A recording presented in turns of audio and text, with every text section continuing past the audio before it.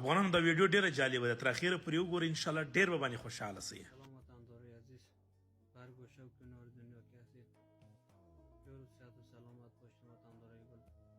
از اردو گرده فلج هستم وطندارای عزیز. 3 سال میشه از گرده فلج هستم وطندارای عزیز که از دو باشه با خونه بیستر تا بالا که 2 سال فکر میشه. وطندارای عزیز برای کمک کنید پیوندی گرده کنم وطندارای عزیز. با ترکیه امکانش نیست، خود پاچاق هست و یا غیر قانونی.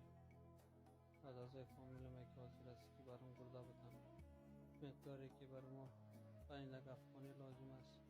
افغانستان عملیاتش میشه، باید افغانستان عملیات انتقال پیدا کنه وطندارای گل. افغانانو د شاته سینما کوم انځور وینئ، دغه ورور دواړې ګردې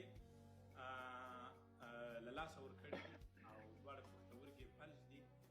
د دغه ورور د روغتیا لپاره، د دغه ورور ته د بیا د ژوند بښنې لپاره موږ تاسو د الله تعالی له طرفه وسیله ګرځو او ورته دلته چې دا اوس مرسته راغونډېږي، دا صرف او صرف د دغه بسم الله ورور لپاره دي چې ده ته خدای پاک یو نوی ژوند ورکړي او موږ تاسو وسیله ورته وګرځو.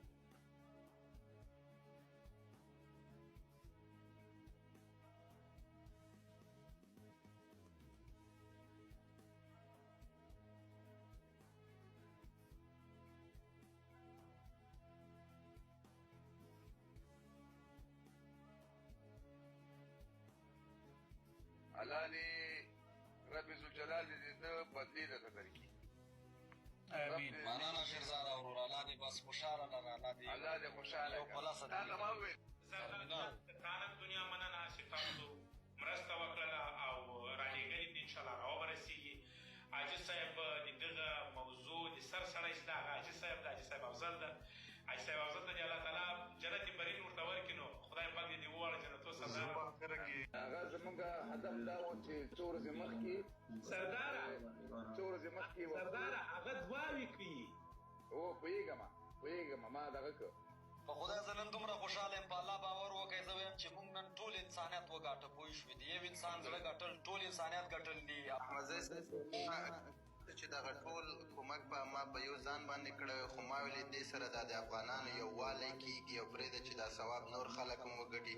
دا مهمه نه ده که څوک 10 روپۍ وسه لري، که 1000 روپۍ لري، که 1 روپۍ، که 2 روپۍ، خو کې نیت مهم دی. کنې ما کولی شي لایف ته ضرورت نه و چې دا ټول ما کړی وی، خو ما پرېږده چې دا د افغانانو یووالی دې سره جوړېږي، ټول په یو ځای سره راټولېږو او بله خبره دا ده چې دا ثواب سره یو بل ته ورسېږي. ولی احمدزی صاحب ته الله عزت ورکړی ده، الله ورته مقام ورکړی ده.